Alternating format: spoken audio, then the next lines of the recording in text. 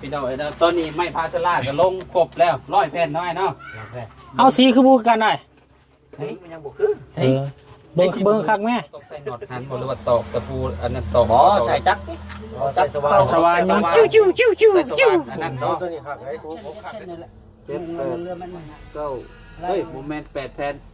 ง่ายๆต้องไป อย่างว่าฮอด9 แผ่นแล้วความยาวนี่6 เมตร 10เนาะ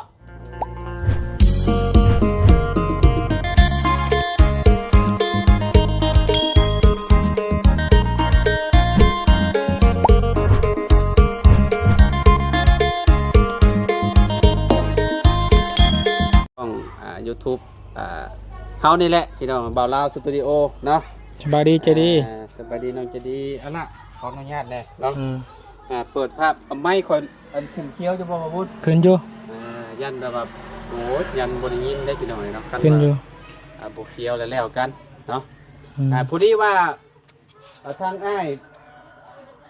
หัวหน้าเวียดพี่น้องผู้ที่ว่าเฮ็ดเฮือนน้องนี่แหละน้องเต็งจริงนี่แหละพี่น้องเนาะผู้ที่ว่าเฮาสั่งไม้พาสลากับอันแผ่นลูซิ่งอยู่ทางห้านอ้ายเพิ่นพ่อแม่พี่น้องเนาะตอนนี้ทางอ้ายเพิ่นก็เดินทางมาฮอดบ้านดงแล้วว่าซั่นเนาะใกล้สิฮอดบ้านน้องใจดีได้ใจดีเอ้ยเอาพี่น้องเนาะถ้าเบิ่งถ้าชมนำกันเนาะทางอ้ายเพิ่นก็เซตมาว่าใกล้แล้วเด้อน้องเด้อว่าซั่นเนาะเตรียมถ่ารถว่าซั่นสิเอาจอดอยู่ใช้รถนี่ฮะนี่ก็คือแบบมันนั่นแท้เนาะข้างทางตัวโค้งแท้ จอดข้างทางอะไรให้เป็นบังเอา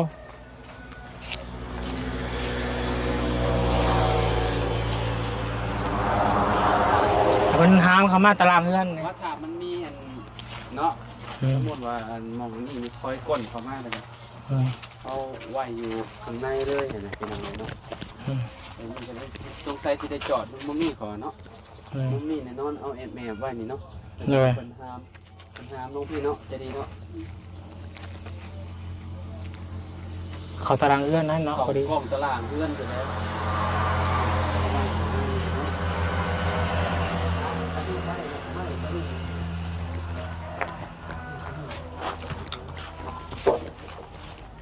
ออกไปดูนะห้องมันนั่นไม่พาสลาดยาว5 เมตรเลยเนาะ แม่น4 เมตร4 เมตรไแม่นด้อยู่แล้ว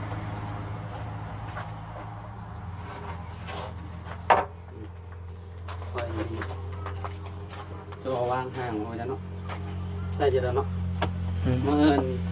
ในซากแหล่มันมาลงมือแล้ว พ่วงโพดนี่ ยังไปเนาะ เพื่อมัน6 เมตรเดียววะ จะดีเอาเข่าอีกจะดี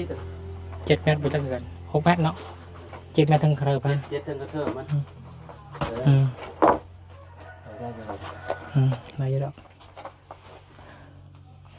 ไม่นี่เป็นยังกบยังบริเวณได้นี่เนาะยังบริเวณได้ยังอันนี้มันดิ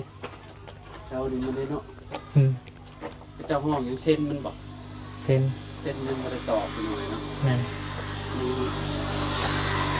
ลายยางอยู่เนาะวงเกาะวงกบนี่ยังทางประตูกับบะวุ้นประตูกับบะวุ้นวงกบเป็นที่ชื่อมาเป็นวะวงกบประตูเกินเจ้าเป็นหรอวะรู้จักนะงงเลยจะดีโอ้แม่นพี่หน่อยเนาะทางบะวุ้นครับบะตูนมาแหละพันธีครับอันในส่วนนี้เนาะก็คือทางเรามีไม้พาสลาอะไรกับลังคาเนาะในคาสร้างแล้วก็คาไม้เนาะโอ้คือว่าหลายอย่างพี่น้องเลยเนาะก็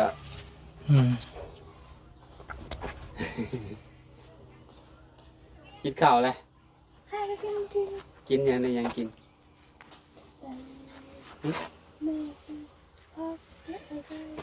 บ่ดังๆดูซื้อพักกับซื้อไก่แม่ไข่ไก่อ๋อไข่ไก่ว่าดังๆเลยพี่ว่าอยู่ในหูคอไปจะได้ยินเนาะ ฮู้แล้วบ่อันโจรอันภัยหลักอันเอานั้น บู FC ว่าเพื่อนน่ะยกขึ้นได้3มื้อ3คืนแหละเอาออกโลดเงินว่าซั่นเนาะบ่ต้องจงเมียนว่าซั่นก็คือให้ญาติพี่น้องก็ได้อย่างเช่นแบบ TikTok จริงๆก็ได้บ่จำเป็นต้องว่าอันนั้นหรอกเนาะคนอื่นดอก อันนี้พี่น้องเนาะแบบเขาจับไผบ่ได้เนาะบ่ฮู้ว่าไผมาเอาหั่นน่ะเงินเพิ่นตอนเราถ่ายเช้าๆเอามาเมื่อวานนี้พ่ออยู่เนาะว่าเพิ่นเนาะพ่ออยู่เงิน 100,000 กับ 4,000 กีบน่ะ อืม แต่พอมายามเช้าบ่เห็นเลยสงสัยว่าวดังว่าจังเนาะว่าวดังโพดว่าจังเมื่อวานนี้เจ้าเลยได้ยินว่ามีเงินใบแสนอยู่นะฮะเนาะเสียดายเราจะดีเนาะเอาไว้ซื้อเพอซื้อกระลุงกระแลมมันยังได้ฮะหมูแม่นเจ้าบ่อันเซาลีฮะเซาลี โอ้ย ไผ โอ้ โอ้เห็นแล้วโจร เห็นโจรแล้ว โจรแล้วนี่ เห็นโจรแล้ว ตกใจ โอ้ย เห็นโจรแล้ว จับโจรได้แล้วบาดนี้ โจรได้แล้วบาดนี้พี่น้องเอ้ยเนาะ นั่นก็คือแม่น้องใจดีเอง ใครแน่ถ้าเนาะเป็นเจ้าของเรือนอันเก็บเมียนคือเก่าพี่น้องเอ้ยเนาะคิดว่าแบบอันโจรมาได้ใช้หลักเงินเพิ่นไว้อะนะก็คือแบบเพิ่นเอาไว้แต่มือยกเสาเฮือนบ่ได้พี่น้องเอ้ยยกเสาเฮือนนั่นแล้วก็ป้าไว้เลยแล้วก็ยาวมาเลยบัดนี้ไผมาถ่ายก็มีแต่ว่าโอ้จากมือแล้วสิเอาเงินนี่สิเก็บเอาเงินอยู่ในนี่เนาะเมื่อวานนี่ข้อยก็ว่าโอ้เงินคือหลายแท้ว่ะ มีแต่ปลาไว้ตลอดนะพี่น้องเอ้ยเนาะเฮ้ยคือบ่เห็นยังบ่เห็นอยู่คือว่าฮอดบ้านโด่งน่ะโทรมาว่าซั่นม้อยอีกพี่น้องเอ้ยเนาะ ค่าลงเครื่องมาจัก นะ ค่าลงเครื่องทั้งอื่นมาจักว่า บ่แหน่เราบอกว่าอ้ายสิฮอดแล้วว่ะตอนนั้นฮอดด่านเลยแชทมาหาข่อยฮอดด่านมองกระเจ้าอันด่านเยี่ยมเงินนะ เวียดให้เนาะ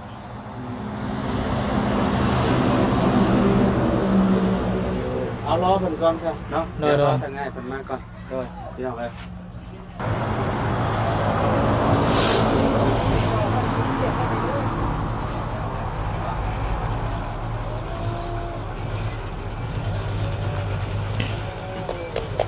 สีที่ออกมาคือ สีเบเยอร์สีถูกใจบ่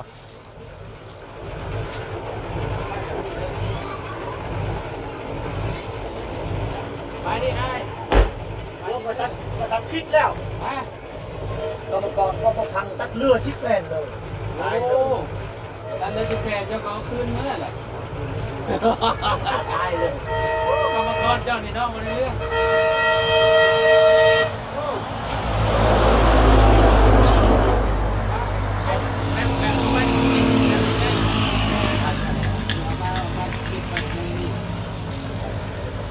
เฮ้ยน้อง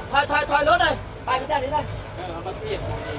เทียบเริ่มเลยก็เอาไปพูด เบาพังเลยเบาโอเคแล้วแฟนชิดเป็ดแฟน โอ้ ลูกเต้าลาน เอาไว้ใครคนเดิน สั่งรถสั่งรถ บอกบางทีสีเหตุเพื่อนหลังต่อไป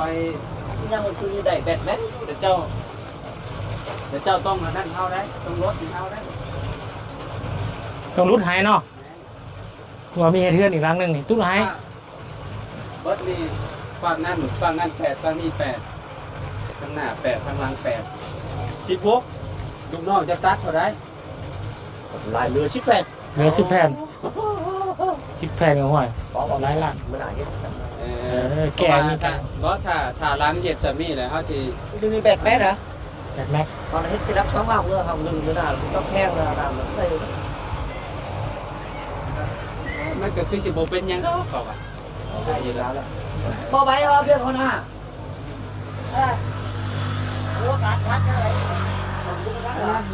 ไอ้เอาลงไว้อยู่นั่นเลย อันนี้ได้หังเลยครับแต่นี่เลย โอ้เวียเรือกูเราได้ไปจุดเขาลาไหมตัวยาวจุงไปไอ้ชิปแฟนเด้อลงแบตแฟน เอาลง8แทนรายการเด้เอาบินไปเอาอยู่ ถูกมาหนองนะ บินเอาหนึ่งเนาะบินว่าคือบินมาในทางคอย กัดที่เลย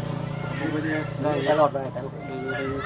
เอารายการนี่จะส่งมาแล้วพี่น้องดูเลย จักรล้านเนาะอาจารย์ นี่18 เขียนแล้ว 18 ล้าน6,600,000 กีบแม่นบ่อ้ายนี่เด้อพี่น้องเด้อ ชาวนักเขียนแบบนั้น รายการ แฟนที่มันดมนี่แฟนจำลาละแฟนเช่น5,000นี่ก็ชื่ออยู่หันคอยมาแค่ต่อย อ๋ออยู่ในบ้านโดงนี่คือแบบซื้อของอ้ายมาต่อคือกัน แม่ จะพ่อเพิ่นจะกิน เดี๋ยวมาถามเป็น5,000เอาใช้5,000 แสนหนึ่งบางทีเนี่ย100,000กับ10,000ก็มีได้กับเจ้าขายน่ะ มี ก็เจ้าบางทีก็เจ้ากิน10,000บ่ได้ กิน10,000ได้นะ พี่น้องอันนี้คือแบบเราขายใบพาชลานแผ่นหนึ่งประมาณ100,000 กีบเนาะ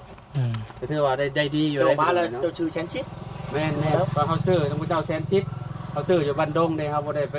สั่งน้ำไม้เด้ตะกี้บ่ฮู้เด้พี่น้องเอ้ยเนาะเพราะว่าก็เจ้าก็เอามาขายก็เจ้าก็กินกำไรนะ แม่ ทีนี้เอาไว้ที่สวิตจะว่าสวิตตลอดตอนนี้เอาไว้ตรงนี้เวลา เพนเชล่า เมื่อไรมุ่ง มือ เมื่ นี่ อเอิญมุ่งแล้วเอิญนี่ เอาเพนเชล่าลงก่อนแล้วเอาสังกะสีไว้เทิง เนาะเอาไม้พาชลาลงก่อน พอสังกะสีมุงก่อน โต๊ะลบขอบข้างนะ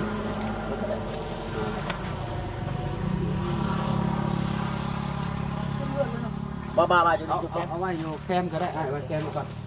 สีน้ำตาลเนาะ สีน้ำตาลน้องใจดีเปลี่ยนใจใหม่แรกๆว่าสีเอาสีหยังก็จะดีสีเอาสีแดงเนาะสีเอาสีแดง นี่ครับ แต่เพิ่นเปลี่ยนใจว่าอยากได้สีตัวนี้ แต่เพนเชล่าสีแดงที่ แม่สีอันนี้สีแบบนั้นเนาะมาพาชลามาพร้อมกันหรอมาพาชลาสีอันเป็นสีที่ว่าเขาเจ้านิยมอ่ะนะพี่น้องสีนี่ก็โอเคแล้วบ่เบื่อได้เบิ่งมันแบบ มีคุณเอาชีวิตร้าย มันบ่เจิดมันบ่จ้าน้อยครับแต่ว่ามันงามอ่ะนะพี่น้องเบิ่งยามใดก็บ่เบื่อรักสีนี่มันบ่นะคือในห้างนี่ขายดีบ่ตะบิ cả đi mất đi thuốc mất ที่จุดเนาะ tôi đi mất cao chip càng tôi chỉ hơn mất cong nừng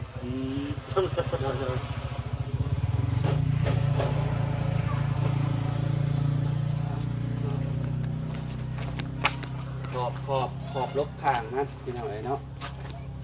คนมานำคนงานเลยนี่ยันก็เจ้าบ่ฮู้บ่ อย่างบ่หูบ่ พาไปมาฟังเลยห้านเจ้าอยู่หมองเลย đi ta không อยู่หมองทางเตย không được dày đấy ห้านนี่บ่ฮู้บ่ ก็ครัวบ่อยู่ขวามือ nhưng บ่ mà hót cua เอาไปเนี่ยอยู่ทางนี้มันบ่ กอดฮอดครัวบ่ nhưng cái hót cua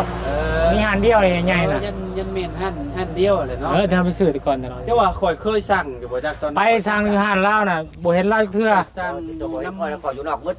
ข่อยสั่งอยู่น้ำลูกน้องเจ้าตอนนั้นแม่นแหละท่านน้ำดิเลยสั่งให้น้องน้ำอ่ะ khỏi chỗ nọc mất còn อยู่หันมีแต่อ้ายผู้หนึงอยู่ โดยเป็นอะไรคือว่าซึ้งลึงเดี๋ยวพอเพื่อนเป็นอีก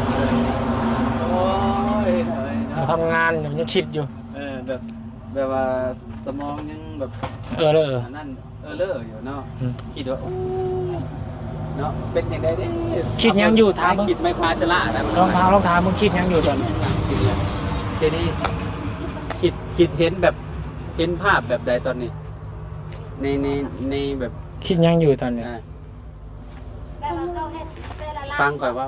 ฮะเขาเฮ็ดแต่ละห้างอะไรสร้างแต่ว่าเฮ็ดว่าเป็นปูนี่ว่าเอาไว้ทวงแบบนี้คือ แม้นมันก็สิเป็นหยังเพราะว่ามันเพื่อนแต่ละหลังมันบ่คือกันเด้ทรงมันบ่คือกันเด้ hắc đấy มันบอกคารามดอกจะมึงเป็นหยัง ยันว่าแต่อยู่แล้วทองเนี่ยบ่เคยแบบนี้เลยแต่ทำทำ เร็วกัดไป nhỏ đấy เราว่าเราถือฮีดเล่าเราว่ะอันปูแปดแบบนี้แล้วว่ะ บ่เป็นหยังเนาะ อ๋อพี่น้องเอ้ย em có miếng nhá กระปูแบบนี้แหละสิปูยาวแบบนี้บ่ว่าปูยาวแบบนี้มันก็บ่ทึกอ่ะ เขาวางพวกข่าวพวกโต้มมันก็บ่ทึกแหละ ว่างข้าวแล้วนะ เรายังถือยังติดอยู่เลยพี่น้อยเนาะมันบ่เป็นหยังนี่เป็นหยังหรอกมาแล้วเราต้อง เพราะว่านี่ลำปลามองว่างไม่กาด ไว้อยู่ข้างในเลยไอ้นี่ โอ้สีแลมเลยนี่สีแจ่มเลยนี่ คันว่ามันเรือคืนเด้อ ได้บอกฮักบอก เดี๋ยวกันนี้มันบ่ฮักบ่หยัง ตูดมาอีกจ้าเนาะตูดมาอีก ตูดไม่บ่ ได้บ่พอดีบ่ ได้บ่ไอ้ พอดีเนาะ ไม่พอดีบ่ พอดี ฮัก ไม่ ไป ได้ ฮัก ห้อง ไป อยู่เนาะ บ้าบอกไม่น้องฮักเอาไม่ห้องอยู่กลาง ต้อง อีก ต้องเอาไม้ห้องอีกเนาะนี่สีมาเบิ่งใกล้ๆบ่พูดนี่เป็นนี่มาเบิ่งกันนี่สีนี่เป็นไงสวยบ่ เข้ากันเลยได้นี่พี่น้อยเนาะ สีเนื้อ สีนี่งาม สีสว่างสวยเหมาะกับเจ้าของเฮือน เหมาะกับเจ้าของเพื่อนเนาะสีที่พากันเลือกคือสีแบบเพื่อนน้องจริงๆ บอกห้องข้างล่าง นั่นเรา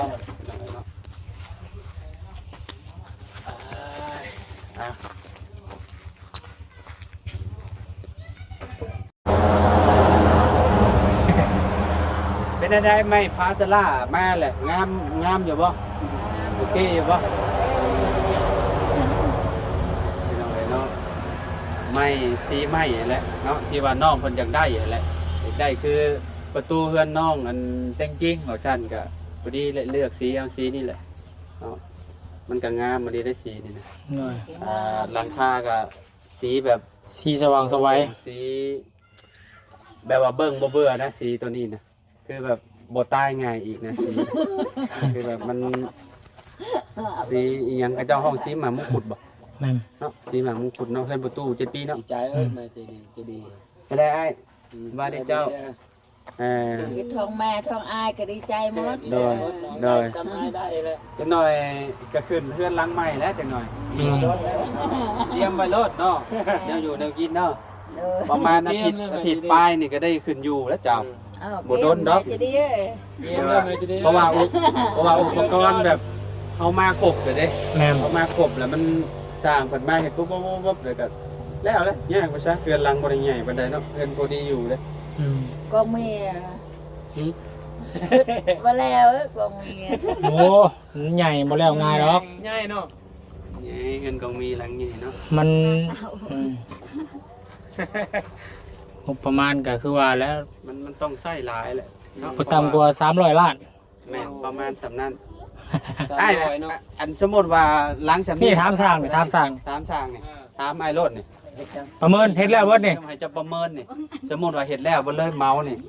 ก็บบเลยอ่ะ แม่นแล้วเบิดคือเรือนหลังนี้เลย จะไปกันเลย อันความกว้างความมันเท่าไหร่ กว้าง8ยาว12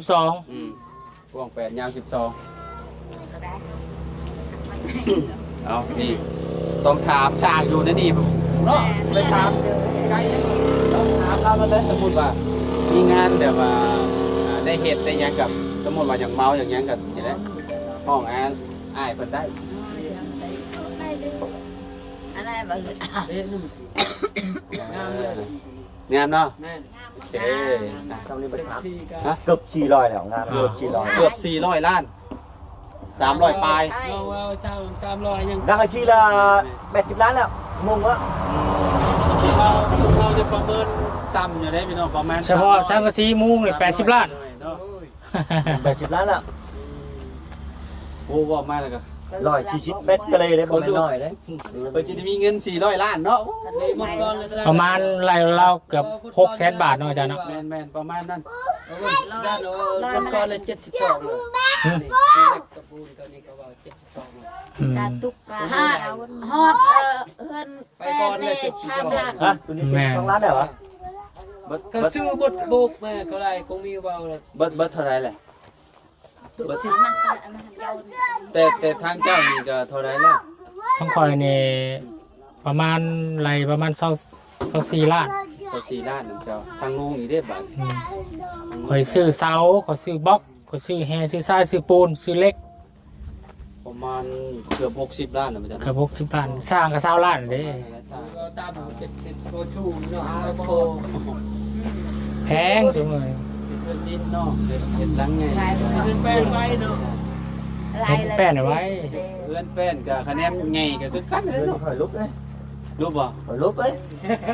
รับในเดือน เดินเดินข่อยลุกเลยเมื่อกี้นี่เดือเบียกยังโบราณแล้วข่อยก็ครับ ช่วย ก็คือแบบตาไอ้มันก็ซอยมาแหละ ซอย หลังบ่มีเงินไปซื้อไก่ข่อยให้เราเชื่อม2 ล้านไปซื้อไก่มื้อหน้ามีมาใส่ เพราะว่าทางไอ้เพิ่นก็ต่างซอยตอนนั้นกับเพิ่นก็เว้าไว้อยู่ตอนนั้นเพิ่นว่าเฮ็ดหลังคาก็ได้เพิ่นว่าอยากให้มีเฮือนอยู่ให้ประตูน้อยอยู่กับลูกกับเมียนะ ประตูใหญ่อยู่พุ่นประมาณกับพุ่นก็ประตู18 ล้านแล้ว โดยบัดสุดท้ายมาก็มีผู้ใหญ่ซอยเด้ซอยเฮ็ดเรือนเฮ็ดชานน้องเพิ่นว่าเพิ่น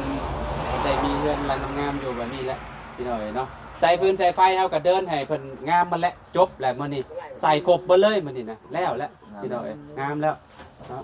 บ่มีอีหยังแล้วบัดนี้เฮือนน้องแต่งจริงเนาะกับ 80 มีแต่หาเงินซื้อข้าวซื้อน้ำกินแล้วบัดนี้บ่ได้ยากแล้วบัดนี้เนาะ แม่น มาจากใดก่อน ก็เฮา เฉพาะสร้างซีเงินนอกกองมี80 ล้าน ตื่น 80 ล้านเฮ็ดเงินใหม่เกับหลังหนึงได้ แม่นเดือนหลังนี้อันน่ะค่าสร้าง30ซื้ออุปกรณ์ หลาย30 ราย30คือการ60แล้วก็มาอันนี้ทั้งอ้ายเพิ่นนำ 18 ล้าน ปาโทหลายเติบแล้วนี่ก็ได้ 78 80 ล้าน 100 ล้านแล้วละ ร้อย 100 ล้าน แล้ว หลายร้อยล้านนะ หลายร้อยพี่น้อยเนาะ ยังวงกบอีกยังอีกเด้ ครบอีกโอ้ บานประตู ร้อยน้อยๆไป ก็ตามซื้อลอยเนาะดีกว่าเนาะ แม่นๆเว้าไว้ร้อยซื่อๆแต่กลัวร้อยนะพี่น้อย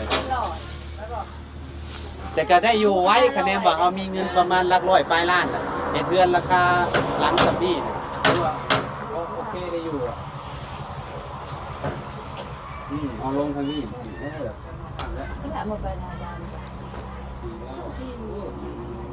ไว้มองได้มองหนึ่งก็ได้นะพี่น้อยนะตอนนี้ไม่พาสลาดก็ลงครบแล้ว100แผ่นน้อยเนาะ เอาสีคือบูกันได้ เฮ้ยมันยังบ่คือ เออเบิ่งคักแม่ อันนี้บ่ เบิ่งคักเบิ่งหา เผื่อมันออกดิ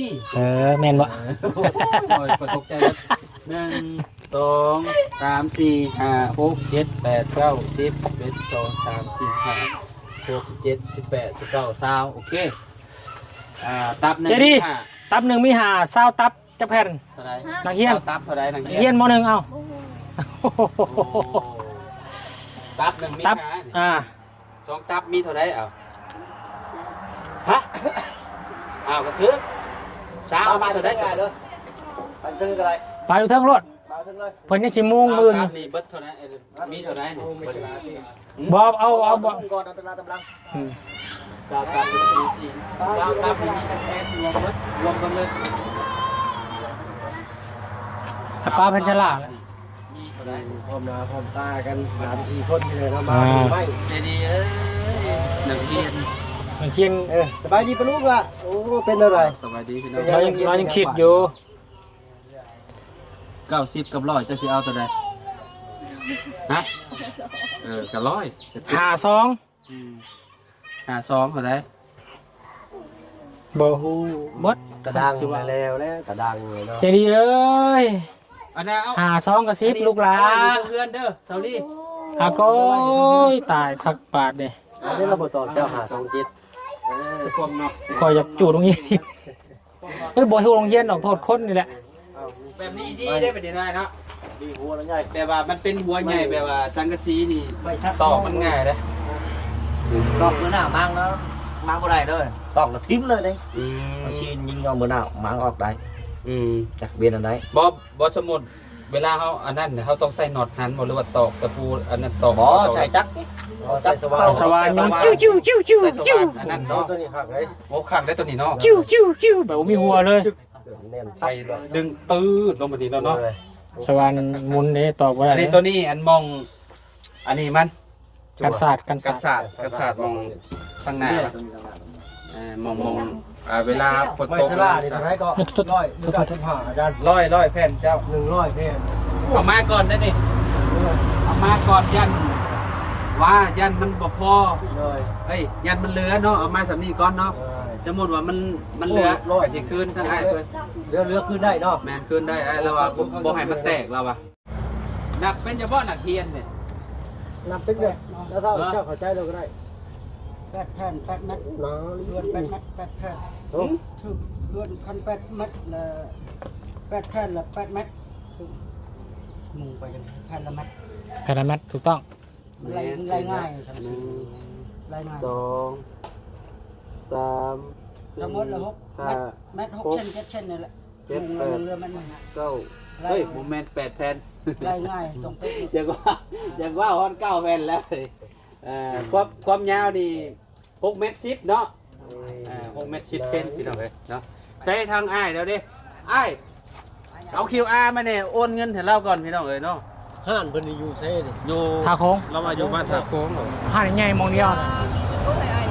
เช็ดกิ๊บคนนึงเลย ฮะ มีเงินชดบ่อยากเอาเช็ดนึงเงินกิ๊บอยากให้ต้มลองกินน้ำเอาได้คนไหนคือว่าตุกเก่าได้ เชื่ออยู่นะ โอ้นั่นมาจุนี่ก็ได้ตุกเก่าจังไหนชงมา โดย อันนาที่โอนให้เจ้า18ล้าน5แสนเด้อโอเค QR นี่ต้นนี้หรอวะที่เจ้าส่งให้ตัวนี้เหรอนี่เหรอนี่เนาะโอเคเลยพี่น้องเนาะเดี๋ยวโอนเงินให้ทางอ้ายแล้วก่อนเนาะ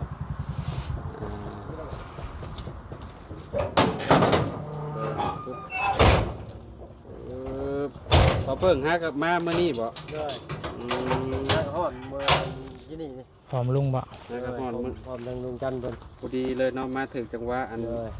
นี้ ที่นี่เมื่อสากแบตไฟดับ2เทื่อ3เทื่อโอ้ย โอ้ ว่ะ แม่นบ่ โอ้ใจกับใจเอาอันนี้ ขอบใจคือกัน เดี๋ยวพาส่งให้เด้อเด้อ ใส่รถดามเนาะปัดแนวน่ะเพิ่นบ่ขึ้นบ่เบิ่งเด้อเด้อ กันเด้อช่วย เริ่มยังน่ะ ไม่ค้อนกันไหล ไปเลยเด้อฮะ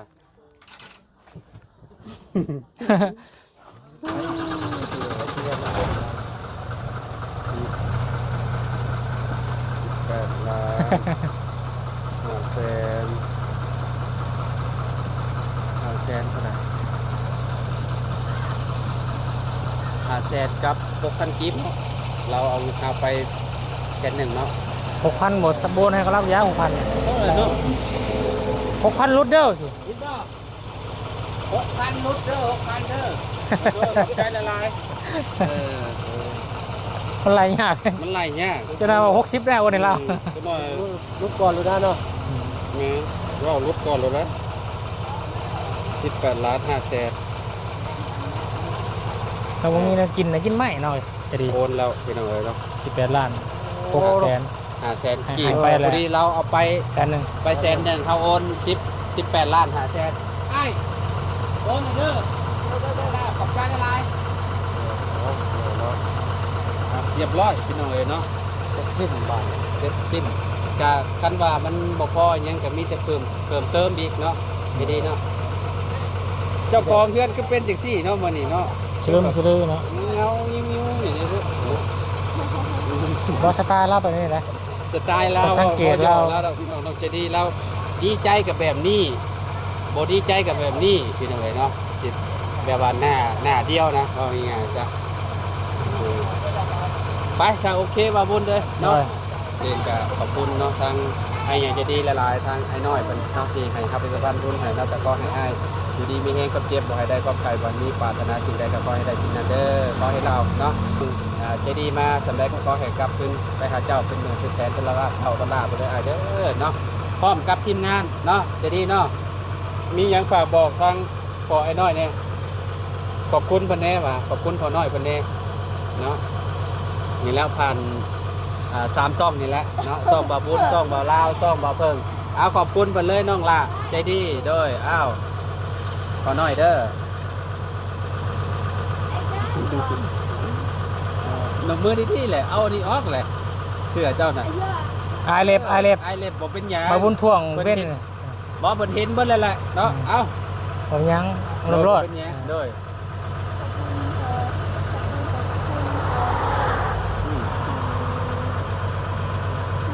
ที่ซอยสร้างบ้านนี่แหละนี่อ่า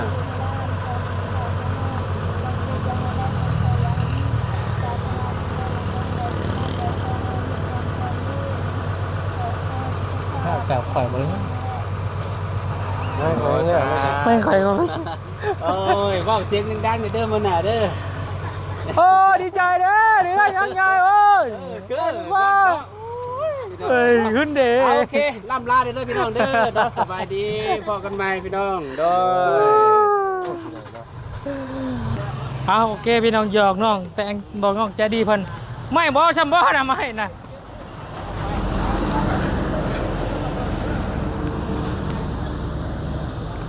ใจดีเก็บไว้เพิ่นแน่ไม่นะ พอพระเจ้าให้ให้น้องจะดีเอาไม้นี่ทับเบี้ยนแน่เอาทับอันนี้ยันคนโต ป้าอยู่ดีไม่แห้งพี่น้องเลยเนาะพอๆกันคลิปหน้าก็แล้วกันเนาะคลิปนี้สบายดีเด้อพี่น้องเด้อ